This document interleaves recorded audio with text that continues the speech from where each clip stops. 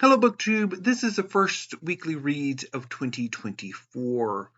My reading week has been largely good, although there was a bit of a change of plans at the beginning of this reading week.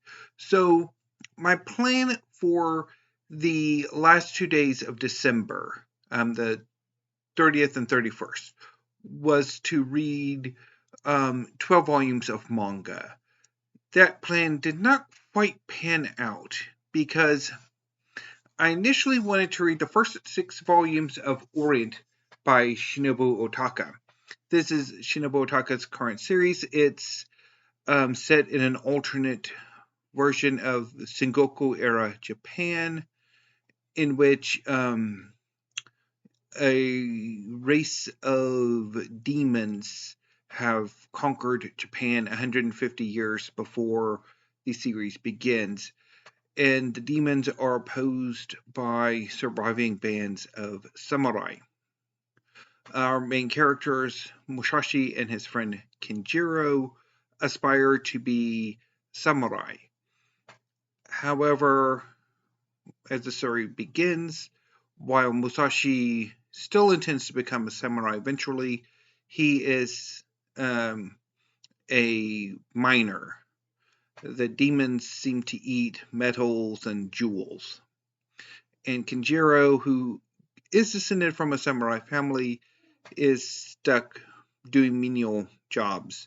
I read this volume a few years ago, and it was okay, but I don't like it as nearly as much as Magic the Labyrinth of Magic. And as I said about reading this first volume, I decided that I really didn't want to read these 6 volumes after all, so I decided to set this aside and pick up something else. But before I did that, I decided to switch or flip my manga and history collections. So for the past few months, my history collection was on this wall. However, I've been wanting to give my history collection a little bit more room to breathe. On this wall, they were completely packed. Whereas on the other wall, there's more room, particularly since there are some of my history collection I will be donating in the near future. So I did that, and I like how it turned out. My history collection has some more room to grow. I still have plenty of room for my manga collection, although at the moment I'm probably not going to be hauling as much manga for the next little while. I don't know exactly how long that will last. So I did that. I do need to kind of reorganize the history collection though, because it's just basically thrown up there. I would like to have it organized in some way, I just don't know how. But after I did that, I read a not entirely slim volume of poetry. I read Topsy-Turvy by Charles Bernstein. I still think this is his current series. At least it was the last time I checked. So this collection is whimsical and playful and topical. And I really enjoyed it for the most part. Now, there are some poems that were too whimsical, too playful, too weirdly formed for me to really enjoy. And some of those I did skip. But for the vast majority of this collection, I really enjoyed. So, definitely going to be looking for more of Charles Bernstein. Now, while I did not read any manga on Saturday, I did do my plan for Sunday. I did read 6 volumes of Fortnite of the Apocalypse by Nakaba Suzuki. I read volume 5 through 10. So this is volume 5. So Four Nights of the Apocalypse is the sequel series to The Seven Deadly Sins.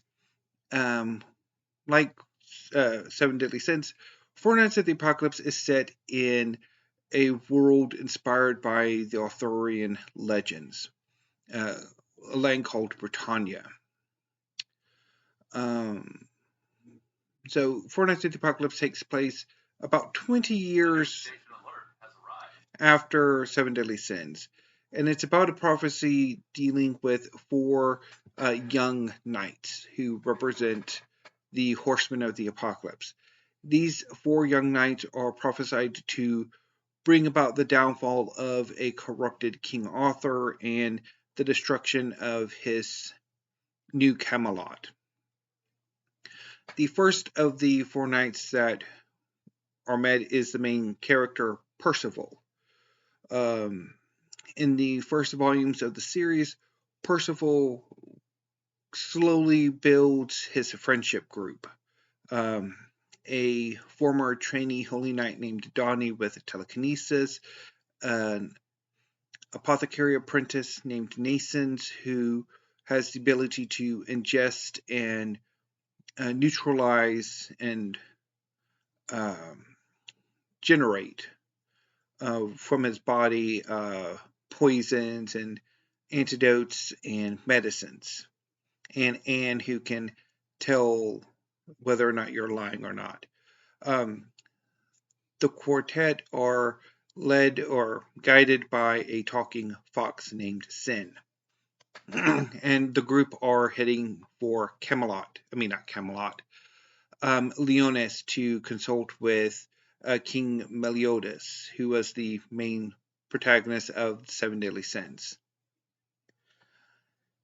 So this volume, volume 5, sees the group at a village separated from the rest of the world. Percival, Donnie, and Sin enter the village while Anne and Nascens remain outside, consulting with a local hunter who claims that the villagers are actually monsters. Percival, Donnie, and Sin make friends with the inhabitants and convinced by the hunter that the villagers are up to no good, Anne and Nascens infiltrate the village and knock out the power source keeping the village protected. It is revealed that the hunter is actually one of King Arthur's corrupted holy knights. And he imprisons the inhabitants of the village in amber. It's revealed that these villagers are actually demons. They were conscientious objectors during the last Holy War, and they refused to fight in the war. So the group pursues the knight, and they're basically defeated by being turned into children. Because this particular holy knight, Ardberg, even though he's not particularly powerful, his magic, it does allow him to quickly turn them into children, because that's what his power does. However, the leader of the village appears and basically proceeds to defeat Ardberg. This leader is the first of the Seven Deadly Sins to appear in the series, Gauther, who was the sin of lust. And basically, Gauther recognizes that what Ardberg wants is the memory of his child who was killed during the last Holy War, rather than a copy that may or may not be real, which is what King Arthur's offering. So Ardberg effectively surrenders and then sacrifices his life to save Anne from another group of holy knights who are tracking down Percival and his group. So that's volume 5. Let's see here. Really interesting images. So that's Percival talking in Demon.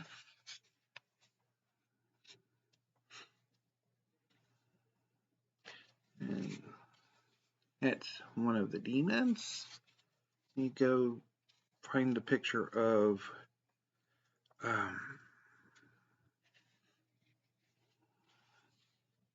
that.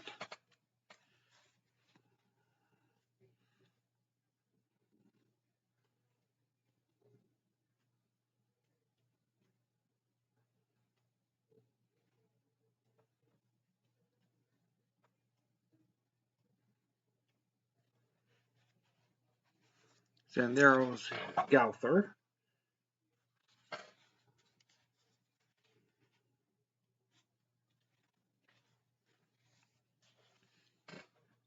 There.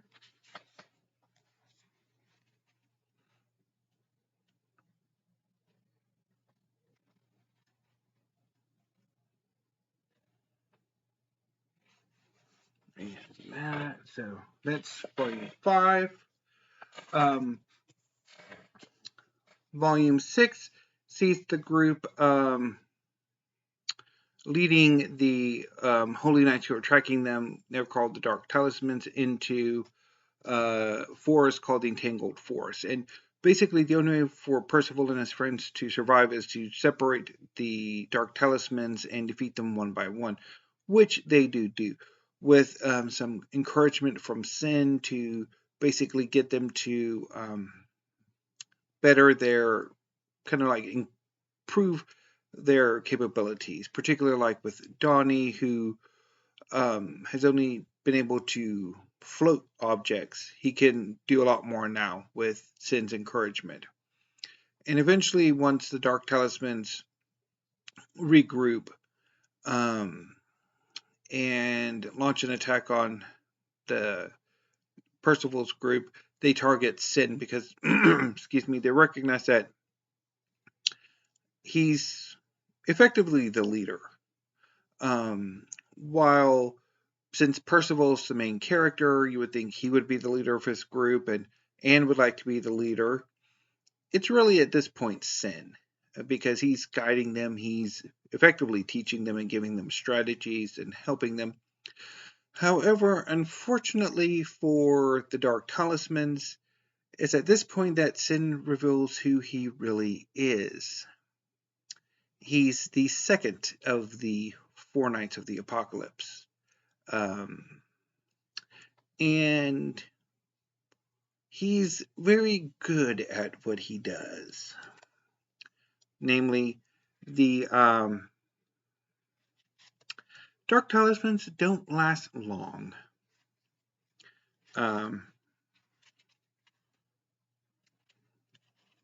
At all. So with the 4 so the 4 Knights of the Apocalypse. So the first one is Percival. The second one, Sin, is actually Lancelot. He is the son of Ban and Elaine from the 7 Knights of the Apocalypse. 7 Deadly Sins. Anyway.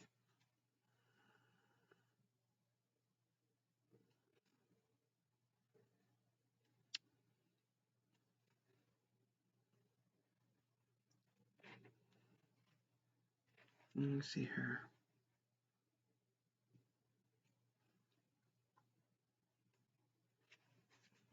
So that's Lancelot. And show you a bit more of, so that, just, yeah.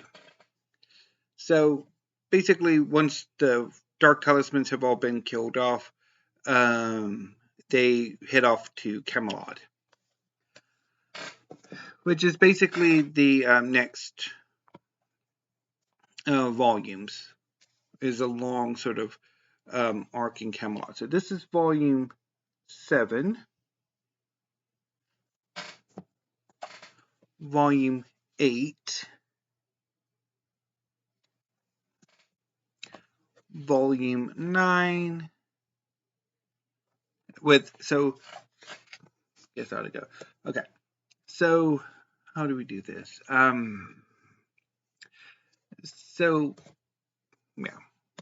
So Percival is the main character in the Night of Death, in the four Nights of the Apocalypse. Lancelot, who is the son of Ben and Elaine from the Seven Deadly Sins, is the Knight of War. And he is very, very good at what he does. Tristan is, I think he's the Knight of Famine. He's the son of Melodius and Elizabeth. And he basically has lesser versions of both of his parents' power. He was sent off, similar to Lancelot, who was sent to collect Percival. Tristan was sent to collect the fourth Knight of the Apocalypse, Gawain, who was revealed to be a niece of King Arthur's. Gawain is basically a female version of Escanor. Escanor was tried in Seven Deadly Sins. He could, as the day progressed, bulk out and hulk out and basically become the strongest person in the world at high noon. And then he'd revert, as the day sort of went into night, into a scrawny man. Gawain basically has this very similar situation where she can bulk out into this larger, more muscular form, and when she's at her weakest, she's basically toddler-sized. And so the Leonis arc sees the group meeting, Percival meeting King Melodius, having a conflict with Tristan's group, an infiltration from Camelot's Holy Knights into Leonis that sees a fight between Percival, Tristan, and Gawain against Pelegard, a Camelot Holy Knight who wants Percival as his apprentice. Also, there was a Melascula and Galan from the Ten Commandments, who were demons in the former series, that the four knights fight against before Lancelot heads off to stop the other infiltration that is meant to make one believe that the target is King Bartra, but actually Leonis captured a Camelot Holy Knight, and an assassin has been sent to either free or kill him. And this assassin is revealed to be Jericho, who was a former Leonis Holy Knight who moved to Benwick to help tutor Lancelot, and who then later abandoned Benwick, which is a kingdom of Ben and Elaine's, for Camelot. And that, and so I guess I'll just show you once I find the picture. So here's a picture of all the four Knights of the Apocalypse together.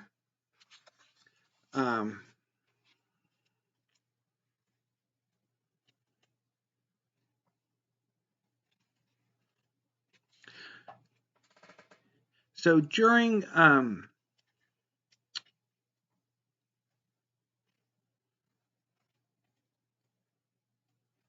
Jericho's tutelage of Lancelot. So here's another cool image. They ended up being sucked into another dimension for several years. Here's King Arthur, our main antagonist.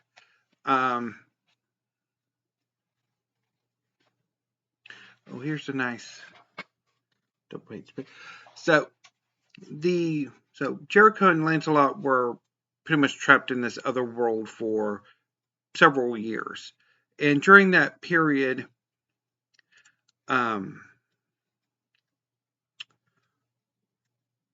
Jericho developed feelings for Lancelot. And she basically defected to Camelot. In part, she eventually left Benwick out of shame. She knows she's wrong to have these feelings for Lancelot. But it's even more problematic because she defected to Camelot under the promise that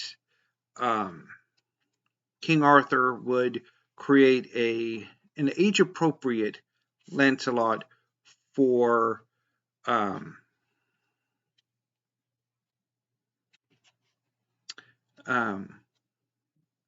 Jericho to love. And so this is sort of that kind of double page spread where Lancelot, who has telepathic abilities, basically learns the truth of why exactly Jericho left. Because he thought he left because she hated him, but in fact she loves him far more than honorary big sister or teacher should.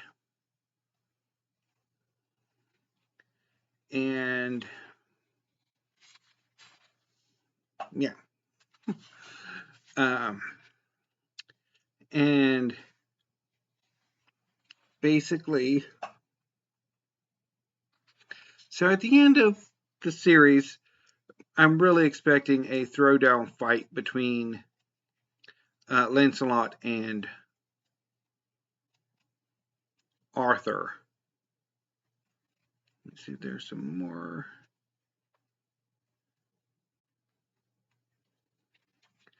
So there's King Arthur making his appearance in Leonis.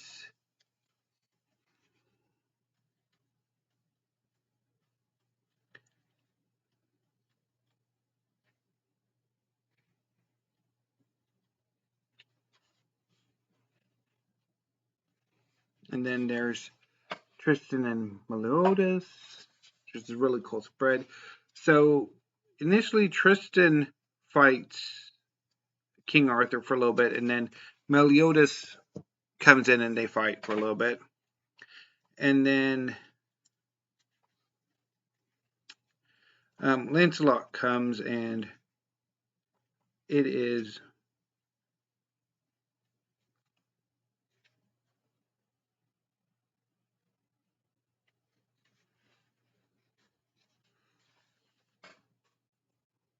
one heck of a fight. It is like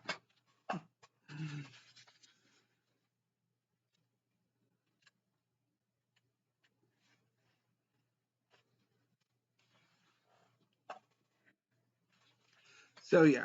So basically, once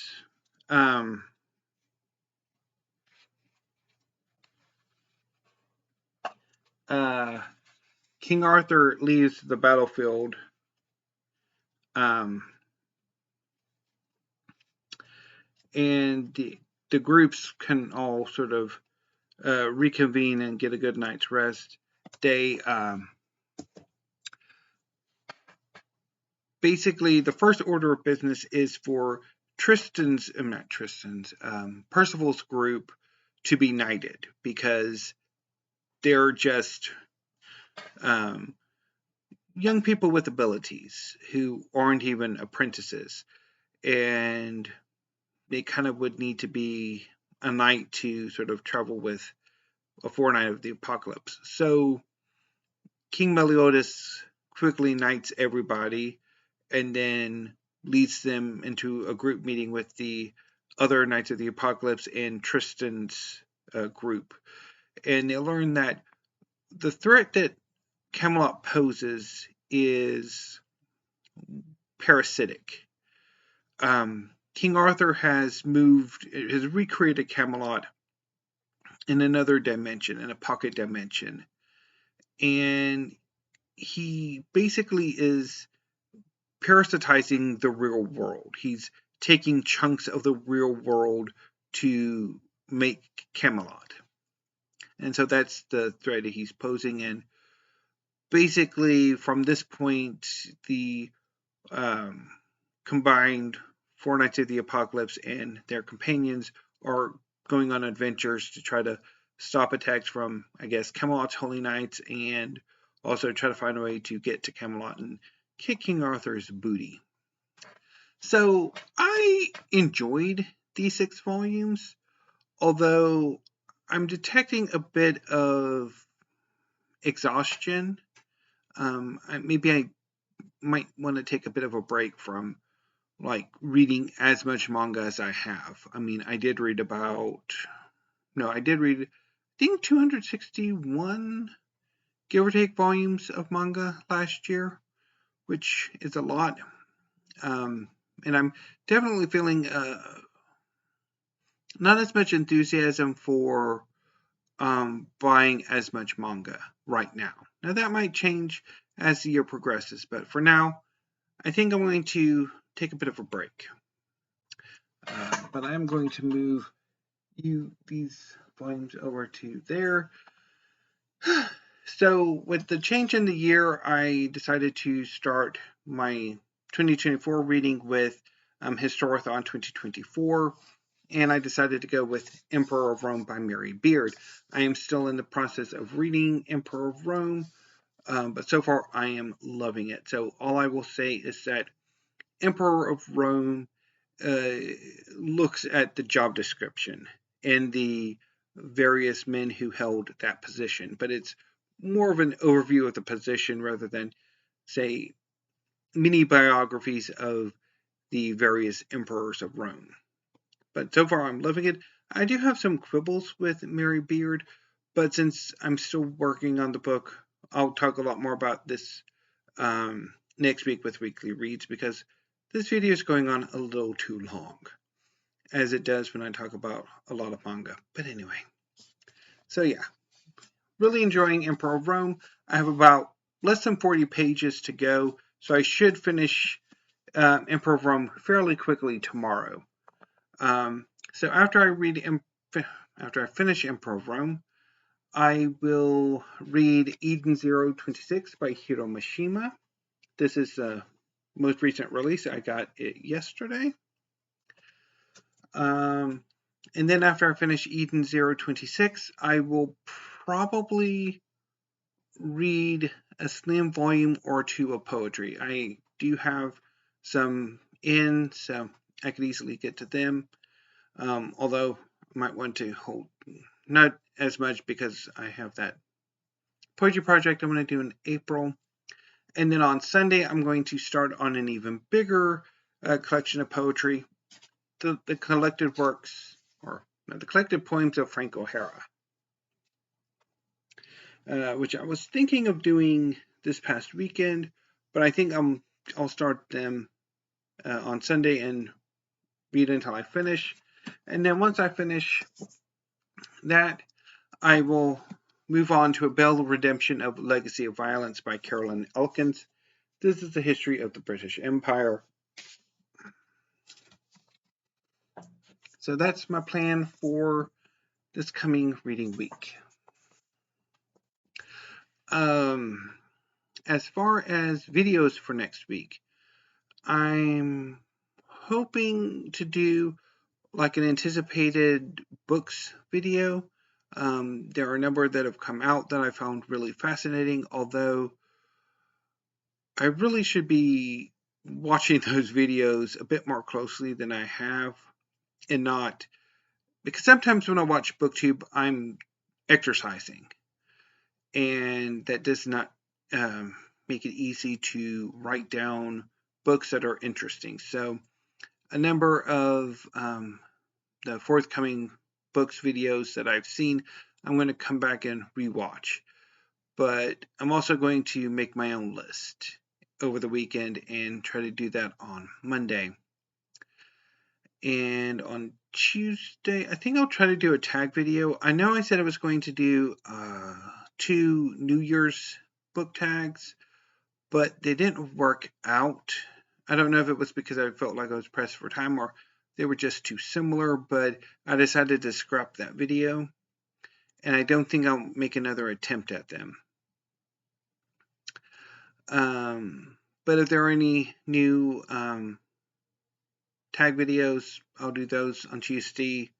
I also want to go ahead and film my unhaul videos. I have about 130 odd books that I want to donate that I would like to kind of film a unhaul video.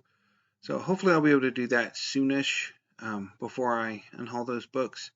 And hopefully I'll be able to do some other discussion videos. Because I really would like to do those, but they're a bit difficult for me at times to do. And then, of course, on Friday, there will be weekly reads and book haul videos as they come in. So, any booktube, until I see you next week, thank you. Have a great rest of your evening and have a great weekend and stay safe.